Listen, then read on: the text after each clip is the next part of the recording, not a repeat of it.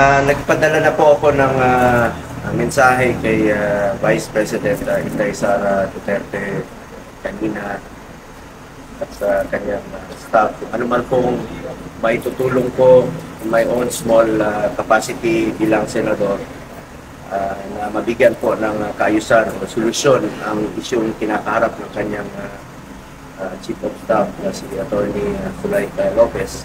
I am concerned sa medical condition po ni Attorney Lopez. Unahin muna natin ang kanyang kalusugan bago ang lahat, no? Karapatan naman po niyang magpa-hospital, magpatingin. At concerned din po ako kay Vice President Sara Duterte. Ma'am, dito lang po kami, yung kapwa na gawin niyo. At sana po'y nakikiusap po ako sa ating mga kasamahan, no? Mababang kapulungan sa lower house. Maapila po ako sa ating kapwa mambabatas na hinahinay lang po sa pagpapatupad ng contempt citation at igalang po ang karapatan ng mga resource persons. Alam niyo, natatakot na po ang mga resource persons dahil puro nako-contempt na po sila. Imbis na magiging productive ang resulta ay hindi na po dahil sa takot na po, no? In aid of legislation naman po ito, balikan sana natin ang mga house rules pagdating sa investigations in aid of legislation, lalo na po ang mga grounds for citing resource persons in contempt. Hindi po ito dapat naabuso. Ngayon lang po ito nangyayari. Hindi po ito nangyayari noon. Kahit sa Senado, hindi naman po ganon. Bakit ito nangyayari ngayon, sa panahon ngayon? Naabuso po eh. Please, stop harassment. Yan po bilang isang mambabatas at bilang mamamayang Pilipino, nakikiusap po ako. Please, stop harassment. Itong kaso ni Attorney Lopez, resource person siya. Bakit mo ilalagay doon sa correctional facility na hindi pa naman siya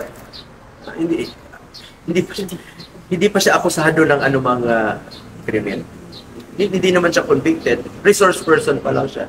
Sana po matigil po itong pang-aabuso po sa paggamit ng contempt powers. Bilang mambabatas, layunin po ng mga committee hearings na matanong ang ating mga resource persons para malaman po yung katotohanan. In aid of legislation, paano tayo makakraft ng mga bagong batas? Dapat nga magtulungan tayo rito. Noong panahon ni Pangulong Duterte, wala pong ganong nangyayari.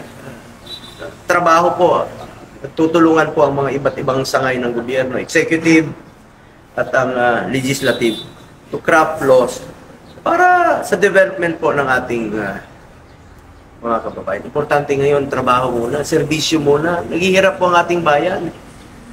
Sa kabila ng mga pagtaas ng presyo ng mga bilihin, kakulangan sa pagkain, marami po mga kababayan natin nagugutom, sunod-sunod ang malalakas na bagyo, problema sa peace and order, maging sa West Philippine Sea. Sa peace and order, napaka-importante rin po. Napaka-unhealthy po ang nangyayari ngayon sa Kongreso.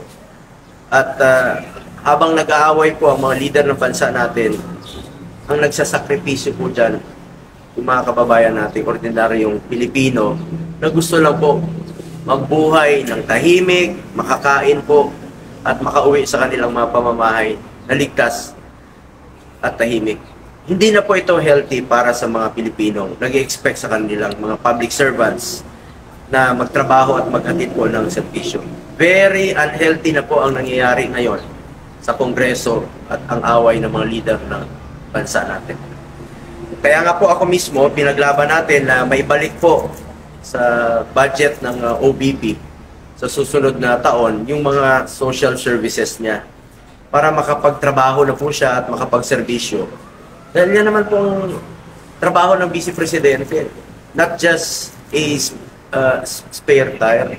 Bigyan natin siya ng pagkakataong magtrabaho. Gusto magtrabaho eh.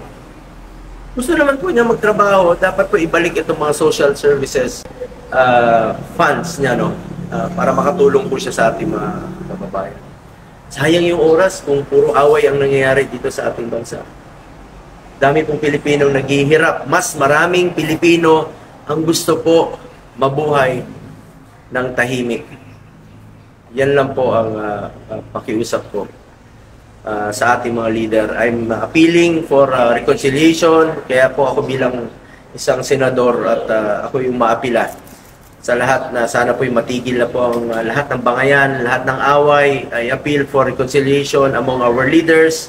Ang kailangan po ng Pilipino ngayon ay hindi kontrobersya, hindi away, politika, kundi maayos na serbisyo at malasakit sa kapwa Pilipino. Nananawagan rin po ako sa mga kasamahan natin sa Senado, kay Senator Amy Marcos na ating kasamahan at bilang kapatid po ng Pangulo at tinuturing naman po niyang kapatid si Vice President Inday Sara Duterte. Kung maaari, pwede siyang magpagitna para sa kaayusan ng lahat at para po sa kapakanan ng bawat Pilipino. Let us aim for peace. Alang-alang na lang po sa bansa. Alang-alang na lang po sa mga leaders na nais namang magserbisyo at magtrabaho. Alang-alang na lang po sa bawat Pilipino na nais lamang po mabuhay ng tahimik.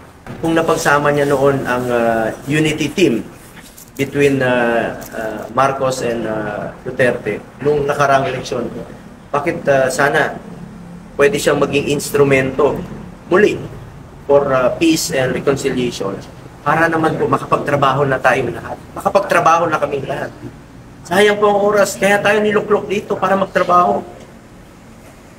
Ay, kiusap po ako kay Senator Amy, you have this opportunity to play a role in unifying our divided country. Masyadong divisive po ang nangyayari sa ngayon. At marami pang Pilipino ang naghihirap. So, po'y umaapila muli. I'm appealing for reconciliation para makapagtrabaho na po. Para makapagserbisyo na po tayo sa ating mga kababayang Pilipino. Yun po inaantay ng Pilipino. Tanongin niyo po. Magtanong kayo. Mas maraming Pilipino po ang gustong ng tahimik na buhay at gusto nila na maayos na serbisyo ang matatanggap nila mula sa atin, mula sa gobyerno. Yun lang po ang pakiusap ko.